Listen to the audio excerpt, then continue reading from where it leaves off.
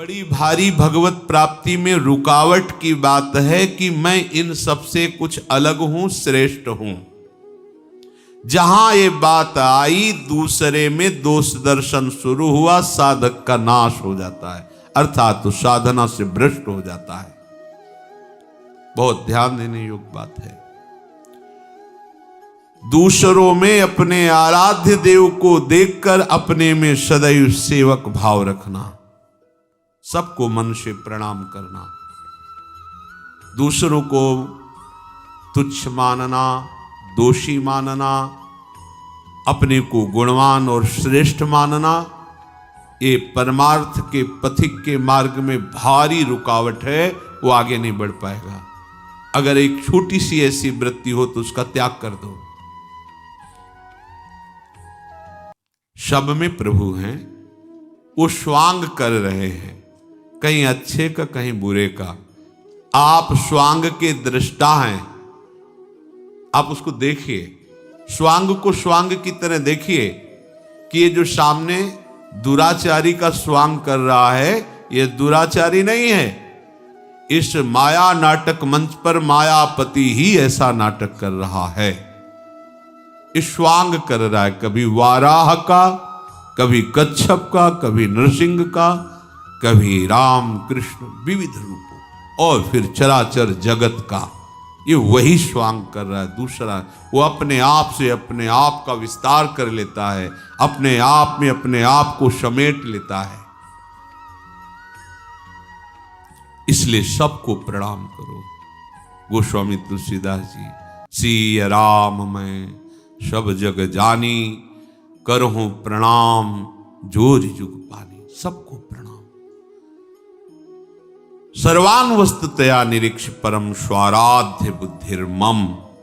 मेरे आराध्य देव ही सब रूपों में स्वांग कर रहे हैं।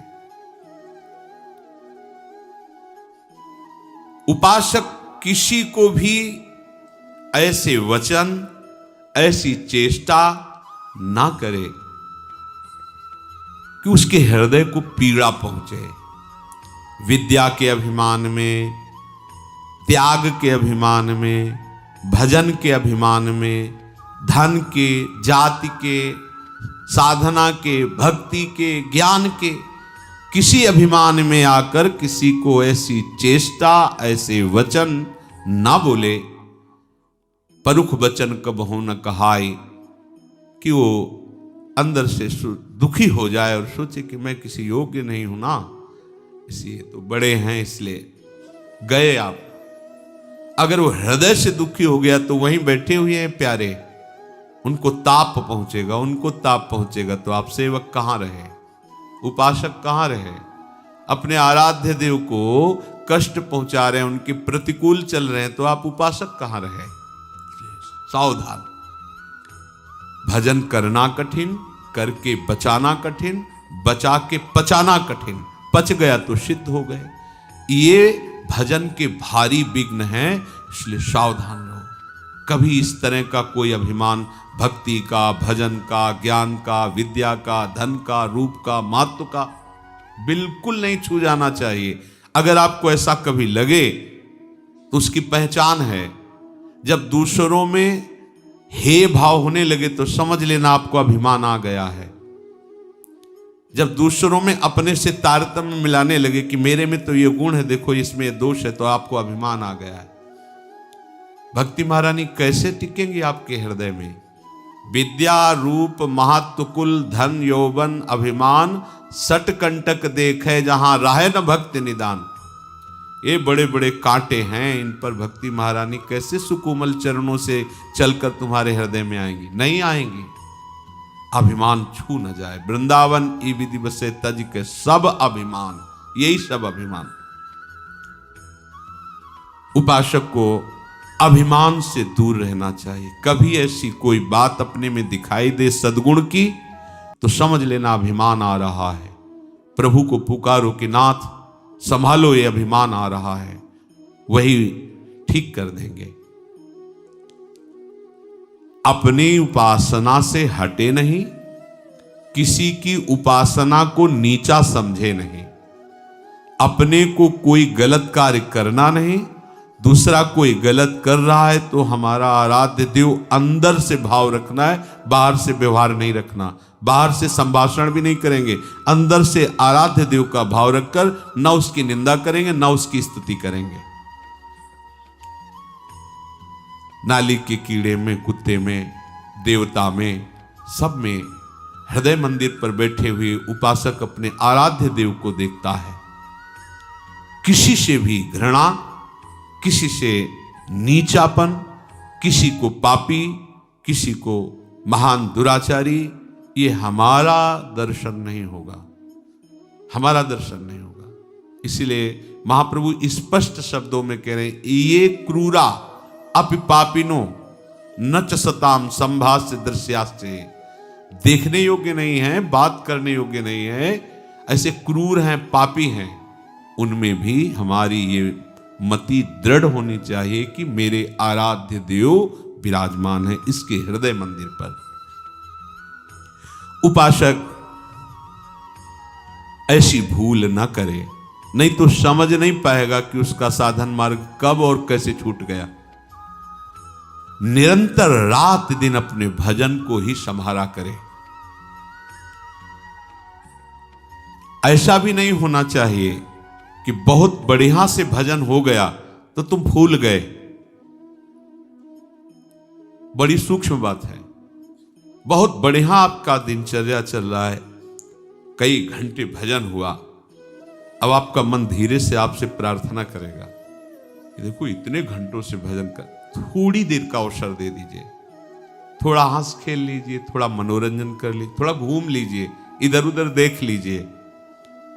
आधी घड़ी भी यदि आपने ऐसा अवसर दिया तो ये मन सारे भजन पर पानी फेरने की कोशिश करेगा।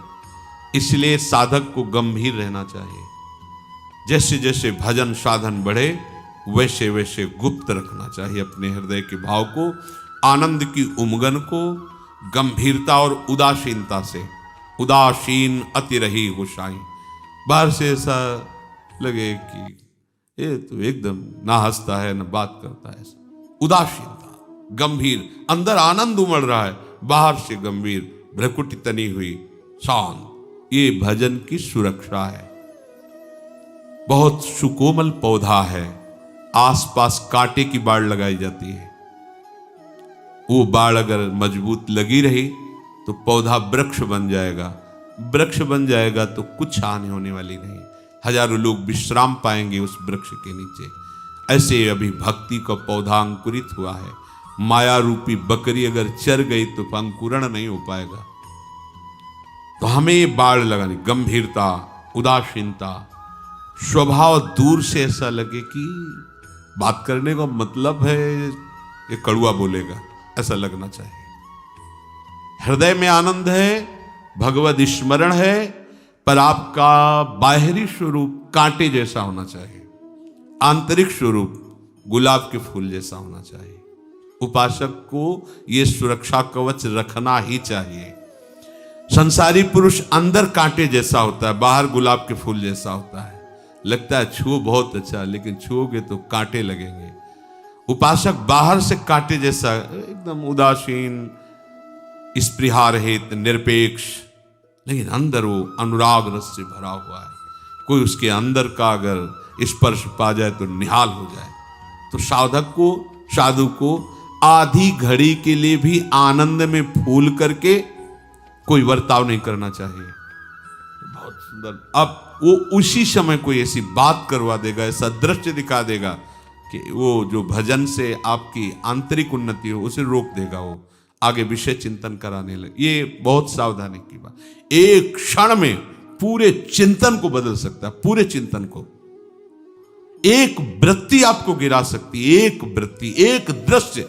मछली की क्रीड़ा को देखकर इतना बड़ा महात्मा जो जल को स्तंभन करके जल में समाधि लिए हुए वो मानधाता की पुत्रियों से ब्याह करता है।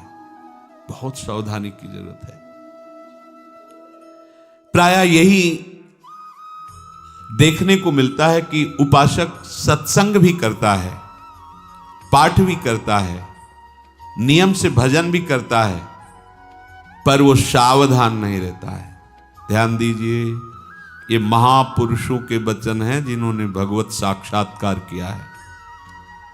प्रायः यही देखने को मिलता है कि उपासक साधक सत्संग भी करता है, पाठ भी करता है, भजन भी करता है जो उसका नियम है, पर वो सावधान नहीं रहता। वो विषय सेवन की छूट भी दिए रहता है, असाधन भी करता रहता है। जितना भजन के लिए सावधानी चाहिए वो सावधान नहीं रहता, वो महत्व नहीं समझ पाया, वो विषय सेवन में गिर जाता है। इससे क्या होता है, भजन का संस्कार उसको ऊपर नहीं उठा पाता है, वो उसी धरा पे बना रहता है। अब वो रात दिन ये सब करने पर भी बहुत काल तक उसको कोई दिव्य अनुभूति नहीं होती, तो फिर वो निराश होते कि 20 वर्ष हो गए, सब कोई दिव्यता तो आई नहीं। कोई दिव्यता कैसे, चलनी में गैया तू है और दोष दैव का दे। असाधन कर रहे हो तो साधन कैसे तुम्हारे समझ में आवे। ये भागवतिक साधन है, ये तभी समझ में आएगा जब सर्वतो भावेन एक रस में आ जाओगे। भजन महल से निक्षत नाही, रात दिन भजन में कामना ममता वासना सब जलकर भस्म हो गई, आनंद की बाढ़ आ जाएगी। पर आप क्या करते हैं, साधन भी करते हैं और असाधन भी करते हैं। असाधन छोड़ना होगा। कई बार बताया है, आप कोई ऐसी चेष्टा मत करो जो असाधन है। जानते हो आप ऐसी चेष्टाएं करते हुए, अगर हमारी बात को याद रखना, यौवन अवस्था में आप अपने को नहीं संभाल पाए तो वृद्धावस्था की आस छोड़ दो कि आप भजन कर लोगे और संयम में रह लोगे। ये बात याद रखना। अगर यौवन अवस्था में आप अपने को संभाल ले गए तो तुम्हें कोई भ्रष्ट नहीं कर सकता। ये बिल्कुल अनुभूत विषय है। जीवन भर साधक बन करके रहो, सिद्ध बनने की चेष्टा मत करो, अवतार बनने की चेष्टा मत करो। अपने को हे तीन भाव से देखो, निकल जाओगे भव समुद्र से। अगर इस अवस्था में आपने अपने को संयम में नहीं रखा, बिल्कुल आप संयम में, बहुत अनुभूत विषय है, बहुत से दृश्य हमने देखे, बहुत से। यदि यौवन अवस्था में आप संयमी नहीं बन पाए तो भूल जाना कि बूढ़े अवस्था में आप ठीक हो जाओगे नहीं। आज इसी क्षण इन असत क्रियाओं पर आप शासन कीजिए। ये आप जो ढिलाई कर देते हैं, ये आपके लिए बहुत घातक होगा। निकल आए हैं फिर भी आप सकिल कर वहीं जा रहे हैं। प्रातः काल से लेकर के शयन तक आपको बिल्कुल सावधानी से समय बीते, इसका इनाम मिलेगा। ऐसा नहीं है, इसका वो इनाम मिलेगा कि आप निहाल हो जाओगे। सदगुरुदेव भगवान ने एक दिन कहा, एक एक सेकंड का हिसाब होगा, एक एक सेकंड का। आप जो जल रहे हैं, कष्ट सह रहे हैं, भजन मार्ग में हर विकार के ताप को सह रहे हैं, ये आपका ऐसे नहीं बहुत बढ़िया हिसाब होगा। बड़े उदार मालिक हैं, निहाल हो जाओगे। आप इस समय ऐसा ना समझो कि कोई देख नहीं रहा, कोई समझ नहीं रहा। नहीं, मालिक देख रहा है, जिसके लिए तुम आए हो, जिसके दरबार में बैठे हो, जिसके लिए जीवन समर्पित किए हो, जिसके लिए जल रहे हो, ये काम क्रोध आदि जला रहे हो, आप सह रहे हो, आपका हिसाब होगा। वो प्रभु करुणा में आपको निहाल कर देंगे। बस आप चुपचाप शांत रहिए, असाधन मत कीजिए। आगे चलकर आपको खुद समझ में आ जाएगा कि कितनी कृपा है। उल्टे मार्ग पर जाओगे, सावधान नहीं रहोगे तो चलते रहो, कहते रहोगे कि हम बहुत दौड़ लगाते हैं, बहुत बड़े यात्री हैं, लेकिन आप भगवत प्रेम रूपी भिक्षा को नहीं प्राप्त कर पाएंगे। उल्टे मार्ग पे जाओगे, दौड़ते रहो, चाहे जितनी रफ्तार तेज हो, तो आप पहुंच थोड़ी जाओगे। भगवत प्रेम रूपी भिक्षा आप नहीं मांग पाओगे, नहीं मांग पाओगे। मन चाहे भोग चाहो, मान सम्मान चाहो और प्रभु का प्रेम चाहो, ऐसा कैसे हो सकता है? जो भोग चाहता है, मान सम्मान चाहता है, वो बात भले प्रेम की कर ले, प्रेम की चाह भी नहीं कर सकता, मुंह से बात करना अलग बात होती है। प्रभु आपके स्वरूप ही, आपकी आत्मा ही है, उनको कुछ कहने की जरूरत नहीं, वो हृदय से जानते हैं। आपके अधिकार के अनुसार आपको प्राप्त होगा, ध्यान रखना। अगर आपने अपना अधिकार भोगों तक ही रखा है तो आप दिव्यता की अनुभूति नहीं कर सकते। आप प्रभु को अपना मान करके सबको छोड़ दिए तो आपको कभी प्रभु छोड़ भी नहीं सकते। आपने सबको छोड़ दिया, प्रभु को पकड़ लिया, प्रभु ने आपको पकड़ लिया। आपके हृदय प्रभु बन गए, प्रभु के हृदय आप बन गए। आप प्रभु के सिवा किसी को नहीं जानते तो प्रभु आपके सिवा किसी को नहीं जानते। बहुत सुंदर बात है। परम स्वतंत्र भगवान दुर्वासा जी से कह, अहम भक्त पराध। ओह, गजब कर दिया। अखिल ब्रह्मांडों के स्वामी, अनंत शक्तियों के स्वामी कह रहे हैं, द्विज, मैं भक्त के अधीन हूं, तो मेरा अस्त्र भी भक्त के अधीन है। जाओ पैर पकड़ो जाके भक्त के, यहां भगवान के पैर पकड़ने से काम नहीं चलेगा, उसके जाओ। अहम भक्त पराधीनो अस्वतंत्र इव द्विज। मैं स्वतंत्र नहीं हूं, मैं भक्त के अधीन हूं। ये बात भगवान, इससे बड़ा कौन सम्मान दे सकता है? इससे बड़ा सम्मान कुछ हो सकता है? जिनका वेद यश गाते हैं, जिनको परम स्वतंत्र परमात्मा ब्रह्म कहा गया, वो स्वयं श्री मुख से कह रहे, तुम क्या समझते हो मैं स्वतंत्र हूं? नहीं, मैं भक्त के अधीन हूं। अहम भक्त पराधीनो अस्वतंत्र इव द्विज। इससे बड़ा प्यार क्या हो सकता है?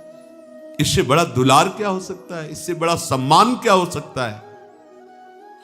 इसलिए सावधान, निश्चित निश्चित ऐसे वचन प्रभु उन्हीं के लिए कहते हैं जो प्रभु के सिवा किसी को अपना नहीं मानते। भोगों का मिलना, भोगों का भोगना, एक चराचर जगत इसी में फंसा हुआ है। साधक, उपासक इन्हीं से हटा है तब उसे साधक कहा जाता है, उपासक कहा जाता है। वो भोगों की ओर नहीं देखता, वो प्रभु की ओर देखता है। वो भोगों की चाह नहीं करता, वो प्रभु की चाह करता है। प्रभु के नाम रूप गुण लीला का सदैव स्मरण, यह हमारा जीवन है। यदि हमारे जीवन के अभ्यास तारतम्य में यही केवल चल रहा है, नाम, मंत्र, रूप चिंतन, लीला गायन, लीला श्रवण, सेवा, हमें और कोई जानने की जरूरत नहीं है। सब कुछ अनुभूतियां इसी में आ जाएंगी। आपके हृदय की स्थिति हो जाएगी, चाहो न सुगति सुमति संपत्ति कछु, रिधि सिद्धि विपुल बड़ाई, हेतु रहित अनुराग राम पद, बढ़े अनुदिन अधिकाई। आहा, इससे सुंदर मति कोई होती है क्या? नाम जप चल रहा है, मंत्र चल रहा है, वाणी गायन, लीला श्रवण, सेवा, इसलिए कहते मुझे सुमति नहीं चाहिए। अब इससे बड़ी कोई बुद्धि नहीं होती, बस हमें इतना है। न सुगति, वर्तमान में हम भगवदानंद का अनुभव कर रहे हैं, भगवत लीला गायन, भगवत नाम कीर्तन, भगवत सेवा। अब हमें कोई गति नहीं चाहिए, कोई गति नहीं चाहिए। जे जोनि जन्मो कर्म बस, तहनाथ पद अनुराग। कोई अब चिंता की बात नहीं। श्री राधिका रति निकुंज मंडली तत् तत् हृदय में विराजता। प्रहलाद जी भगवान नरसिंह देव से कहते, आपकी दुरंत माया जिससे सब भयभीत होते, मैं बिल्कुल भयभीत नहीं हूं, क्योंकि मैं आपका लीला गायन, आपका नाम गान और आपके चरणामृत के बल पर इस माया को परास्त कर दूंगा। लेकिन हम आपसे प्रार्थना इन जीवों के लिए करते हैं जो आपके नामामृत से, आपके लीलामृत से, आपके चरणामृत से विमुख है। बात पकड़ो। कह रहे हैं मुझे आपकी दुरंत माया से कोई भय नहीं, मैं आपका चरणामृत पीता हूं, आपका नाम जप करता हूं, आपका लीला गायन करता हूं। इसके बल पर, इस माया पर हम विजय प्राप्त कर लेंगे। अकाल मृत्यु हरणम सर्वव्याधि विनाशनम, ये समस्त रोगों का नाश करके, अकाल मृत्यु का नाश करके प्रेम रस प्रदान करने वाला भगवत चरणामृत है। श्री कृष्ण पादोदकम पीत्वा पुनर्जन्मो न विद्यते।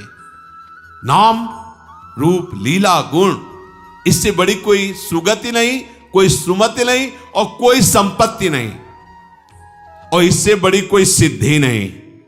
वर्तमान में हम भगवदानंद में हैं, प्रभु के नाम रूप लीला में, हमें और कोई सिद्धि नहीं चाहिए। बस एक बात, प्रतिपल हमारा हृदय आराध्य देव की तरफ द्रवित होकर बहता रहे, यही आकांक्षा। परम गति, परम मति, परम संपत्ति यही है, विश्वास करो। यही परम गति है, यही परम मति है, यही परम संपत्ति है। ये कभी नष्ट नहीं होती है। चाहे जितनी ऊंची स्थितियों में चले जाओ, वहां से पतन होगा, पर इससे नहीं। नाम रूप लीला धाम का निरंतर चिंतन। उपासक के जीवन में अपने सुख की, शरीर सुख की प्राप्ति के लिए कोई स्थान नहीं रहना चाहिए। ये बड़ा सूक्ष्म विषय है। अगर प्रेम प्राप्त करना है, इसी जन्म में भगवदानंद की अनुभूति करनी है, तो अपने इंद्रियजन्य सुखों के लिए कोई ठिकाना नहीं होना चाहिए। अगर है तो बहुत बड़ा घातक है। हम वहां चले जाएंगे तो मनोनुकूल भोजन मिल जाएगा, वहां बैठ जाएंगे तो ये, उसके पास चले जाएंगे तो इस इंद्रिय का सुख मिल जाएगा। समझ लीजिए कि उसने पतन का गड्ढा खोद के पहले से तैयार कर रखा है। नष्ट कर दो उन संबंधों को, उन आश्रयों को, जहां आपके इंद्रियजन्य सुखों का विलास मिलता। देखो, माता पिता परिवार के जब बहुत प्रसन्न होते हैं, दुलार करते हैं, तो जानते हो क्या देते हैं? सांसारिक भोग सामग्री। बढ़िया से बढ़िया कपड़ा, बढ़िया से बढ़िया भोजन, बढ़िया से बढ़िया भोग सामग्री, क्योंकि वो इतना ही जानते हैं। वो सुख का मतलब इतना ही जानते हैं। और जब सदगुरु का दुलार उदय होगा तो सबसे पहले इन्हीं पर प्रहार होगा, क्योंकि तुम जहां फंसे हो इनको पहले हटाओ, फिर आओ हम तुम्हें दिखाते हैं वो चिदानंद सुख, जिसके तुम वास्तविक अनंत जन्मों से अधिकार है तुम्हारा, पर अधिकार खोकर भटकते रहे हो। जिस सुख के लिए, वो सुख तुम्हें दिखाते हैं। पर इसके लिए सबसे पहला प्रहार होता है राग पर। शरीर राग, संबंधियों का राग, भोगों का राग। तो अगर वो उपासक सच्चा नहीं है, कच्चा है, तो वो उसी रेखा पे चला जाता है। इस रेखा पे टिकना बहुत कठिन होता है। सच्ची मानिए, आगे की बात तो आपके हृदय में खुद आ जाएगी। आपको अपने आराध्य देव के नाम, मंत्र, रूप, लीला गायन, लीला श्रवण, इसी अभ्यास में ऐसे पचा दो कि कुछ भी समय खाली न रहे आपके पास। फिर आप देखना, रूप झलकने लगता है नेत्रों के सामने। आराध्य देव का रूप भारी परिवर्तन उसी समय होता है। जो उपासक के जीवन में एकदम भागवतिक परिवर्तन होता है, उसका मतलब होता है कि उसके साधन में, उपासना में अब रंग आ गया है। रंग क्या होता है? आराध्य देव का पधारना, भावनात्मक रूप आ जाए। वो रूप विवश कर देता है। ऐसी फिर लगन लगती है कि जो हमारी भावना में हमसे बात कब करेंगे। वो कभी कभी प्रणय कोप भी होता है, ऐसे छुप छुप के क्या देख रहे हो, बात करो ना, मिलो ना। वो एक, ये सब दिमाग से अलग की